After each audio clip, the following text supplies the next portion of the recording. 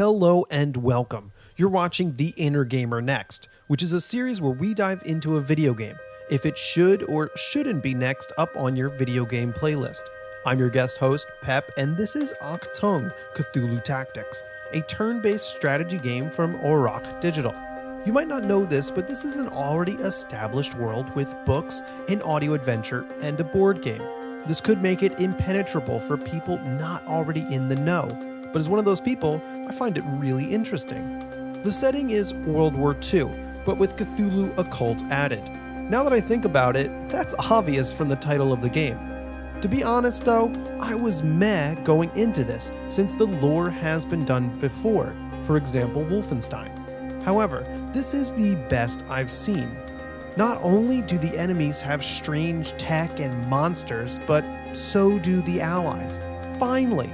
You're not scrounging tech from the baddies, but the allies seem fully invested in matching them in the occult. Fight fire with fire. On our side is Ariana Dubois, who has bonded with a creature that can life drain enemies, or Captain Eric Harris's weapon, a Blevine carbine, which shoots steam strong enough to cut metal. The enemies are interesting too, and have several different cults. So far, I've encountered the Black Sun and the Nachtwolf. They're usually a combination of Nazi soldiers and terrible monsters. The strong backstory really helps keep it interesting. The combat is the main meat of the game though, and there are many mechanics here.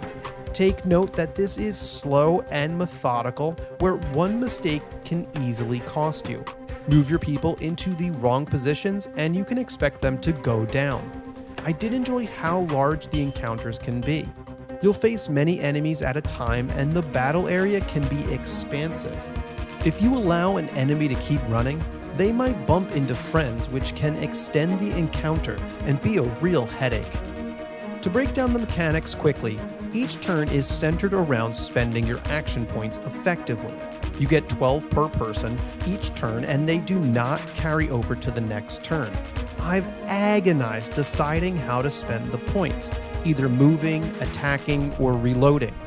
Feels bad when you take 8 AP to move into cover and then you can't fire your gun. Momentum points are a shared pool used for special abilities and extra movement. You have to be smart about spending these points, especially since they carry over between turns.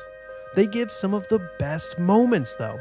It's great when you use a special skill to charge at an enemy, killing them, and having one momentum point left to use your sidearm and kill the final enemy. It's a really exciting way to end an encounter. The other two important mechanics are luck and stress. Luck is shown as a bar that surrounds your health and acts like a shield. It absorbs all damage before your health, but once it runs out, damage will be taken from your health. Luck refills after each encounter, but health does not. Stress increases as you get shot at, take damage, or your squad takes damage. As your squad becomes more stressed out, it can cause status effects. This includes some good ones like taking an extra shot, and some bad ones like getting staggered and losing half your AP.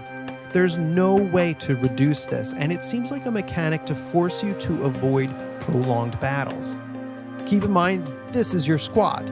You don't have to worry about sacrificing people and retraining others. If someone falls in battle, they get back up at the end of the engagement, although their health will be quite low. Also, their customization is pretty limited, only to a few weapons and a simple skill tree. Anyway, the UI is clear and gives most of the information I want. I feel Overwatch could show you the hit chance, but that might vary over the cone. Unfortunately, there's no customization. You're not even able to change the game speed. There's only one setting to show AP cost along your movement line. I'm surprised there's nothing to fiddle with, like turning off the action cam or showing enemy health. If you're looking for reasons not to play it, I can give you two. First, in comparison to something like XCOM, this doesn't have the squad management and base building. It's fairly limited to playing battles over and over. Second, the random numbers can be quite annoying. Taking 3 shots in a row with 67% hit chance and missing them all will always frustrate me. Overall, Achtung Cthulu Tactics is good. If you're into more meticulous turn-based combat, then this is something you should consider. I love the fact that this game is based on an already established world that brings so much lore. It really helps keep it together. Thanks for watching, and thanks to the Inner Gamer for having me guest host. You can find links to their Tuesday podcast in the description, as well as a link to my channel where you can find other indie game reviews.